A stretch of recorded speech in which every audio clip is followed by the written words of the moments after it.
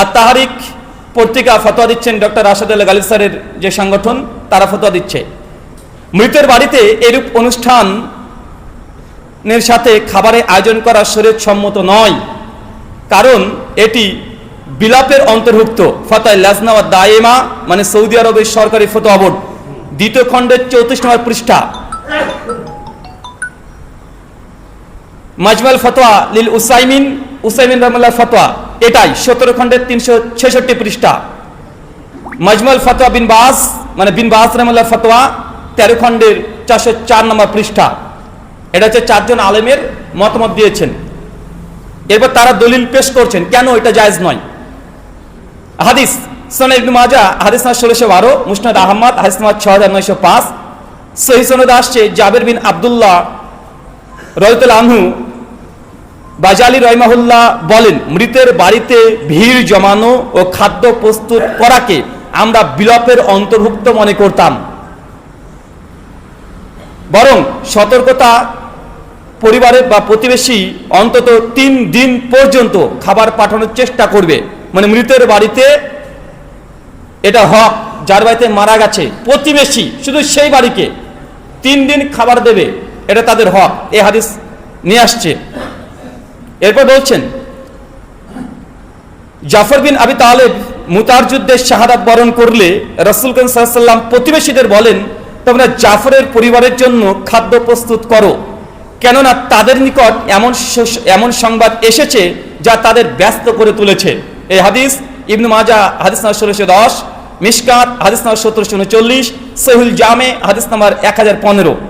তবে দূরে দূরান্ত থেকে আত্মীয় স্বজন এলে, যেটা আপনি বলবেন এখন, তবে দূর দূরান্ত থেকে আত্মীয় স্বজন যারা আসেন তাদের খাবারের ব্যবস্থার জন্য মায়েতের বাড়িতে বা প্রতিবেশীদের দায়িত্বে মেহমানদারি করা যাবে।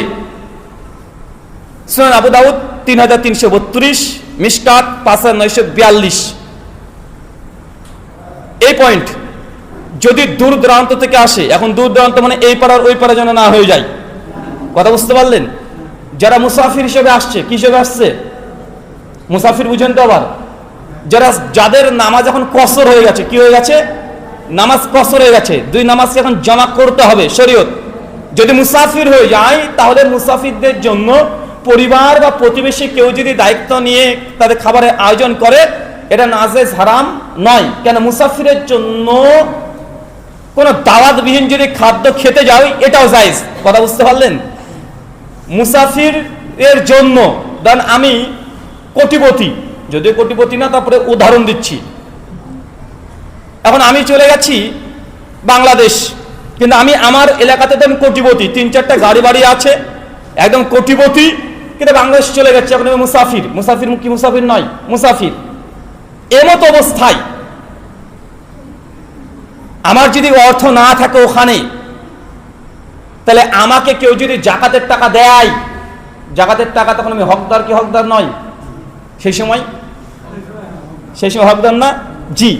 তাই মুসাফির যারা, তাদের জন্য শরীয়ত, আর মুকিম অবস্থায় যারা আছে তাদের জন্য শরীয়ত ভিন্ন। যদি এমন আত্মীয় স্বজন আসে যারা দূর দূরান্ত থেকে আসছে, যারা মুসাফির, যাদের সালাত কসর করতে হচ্ছে, তাদের জন্য শরীয়ত সেই সময়তে স্বাভাবিক মানুষের মতো শরীয়ত নয়। তাদের জন্য যদি কোনো কেউ আয়োজন করে, পরিবার হতে পারে, প্রতিবেশী হতে পারে, মসজিদ কমিটি হতে পারে, করতে পারে। এটা হচ্ছে বাংলাদেশ আর তাহারিক পত্রিকার ফতোয়া। আর কোনো সংশয় আছে নাকি? যেহেতু এটা নিয়ে আমাদের ওলামাদের মধ্যে মতভেদ এবং আহলে হাদিস সমাজের মধ্যে মতভেদ, তাই আমি নিজে ব্যক্তিগত কথা বললাম না।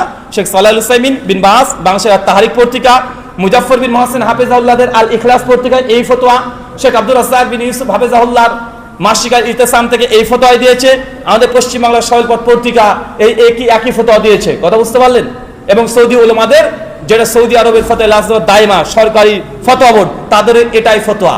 শুকরান, জাযাকাল্লাহু খায়রান, বারাকাল্লাহু ফিকুম। আল্লাহ যে কথা বললাম প্রথমে আমাকে, তারপর আপনাদের প্রত্যেককে আমল করার তৌফিক দান করো, আমিন।